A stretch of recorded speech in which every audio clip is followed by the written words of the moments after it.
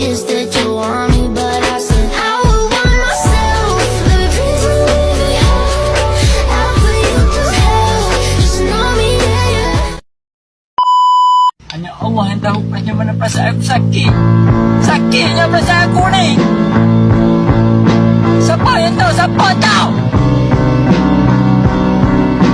Aku marah dengan kau. Siapa yang buat aku ni? Aku marah. Asal fake-nya aku malas betul. Bercanda. Assalamualaikum warahmatullahi wabarakatuh. Halo, saya Putri Rahmadani.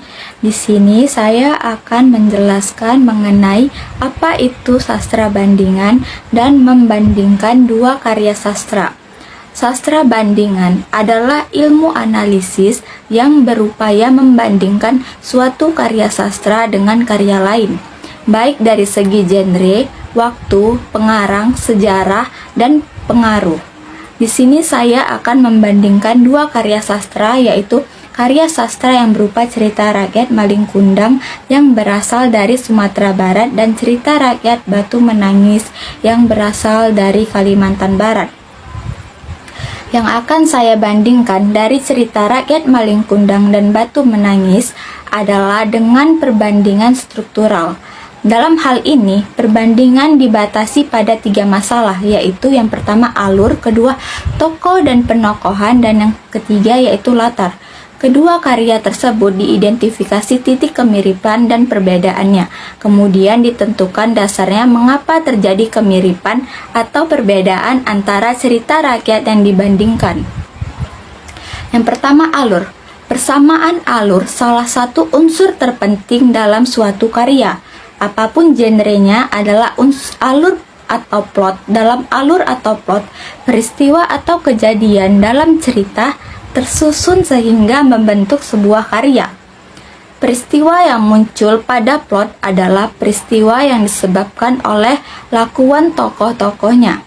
Plot merupakan pola keterhubungan antar peristiwa didasarkan pada efek kausalitas. Cerita rakyat Malin Kundang dan Batu Menangis sama-sama cerita yang menggunakan alur maju dengan tahap-tahap, yaitu yang pertama pengenalan, yang kedua komplikasi, yang ketiga konflik, keempat klimaks, dan yang kelima penyelesaian. Perbedaan alur cerita rakyat Malin Kundang dan Batu Menangis terletak pada pengenalan, di mana pada cerita Batu Menangis disampaikan sejak awal cerita Darmi hanya hidup bersama ibunya karena ayahnya telah meninggal. Sama dengan cerita Batu Menangis, pada cerita Malin Kundang, Malin hanya hidup bersama dengan ibunya. Namun ayahnya masih hidup, hanya saja ayahnya bekerja di negeri seberang. Perbedaan alur cerita juga terjadi pada tahap penyelesaian, di mana pada cerita Malin Kundang, saat sang anak dikutuk menjadi batu, tidak memohon ampun kepada sang ibu. Tubuh Malin Kundang juga tidak dapat berbicara, sedangkan pada cerita Batu Menangis, saat dikutuk menjadi batu, sang anak terus memohon agar dimaafkan oleh ibunya, bahkan saat ia telah menjadi batu. Yang kedua ada tokoh dan penokohan. Perbedaan tokoh dan penokohan. Tokoh utama cerita rakyat Malin Kundang dan Batu Menangis adalah tokoh laki-laki muda dan tokoh perempuan muda.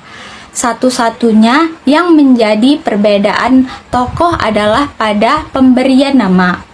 Nama tokoh biasanya menunjukkan asal seseorang dan dapat disimpulkan jenis kelaminnya. Persamaan tokoh dan penokohan. Tokoh utama cerita rakyat Malin Kundang dan Batu Menangis ini sama-sama durhaka terhadap ibunya. Tokoh Malin Kundang dan Darmi dalam cerita rakyat Malin Kundang dan Batu Menangis sama-sama tidak memiliki saudara. Yang terakhir yaitu latar. Perbedaan latar. Latar terjadi peristiwa dalam cerita rakyat Malin Kundang dan Batu Menangis sangatlah berbeda. Persamaannya itu latar cerita rakyat Malin Kundang dan Batu Menangis hanya terletak pada latar tempat, yaitu di sebuah pedesaan yang jauh dari kota. Jadi, dapat disimpulkan bahwa dari kedua cerita rakyat tersebut, terdapat persamaan antara cerita rakyat Malin Kundang dan Batu Menangis. Persamaan tersebut terletak pada motif. Kedua cerita tersebut berceritakan tentang seorang anak yang durhaka terhadap ibunya karena merasa malu. Selain motif persamaan dan perbedaan, kedua cerita terletak pada unsur intrinsik cerita, yaitu alur, tokoh dan penokohan, serta latar. Baiklah, sekian dan terima kasih.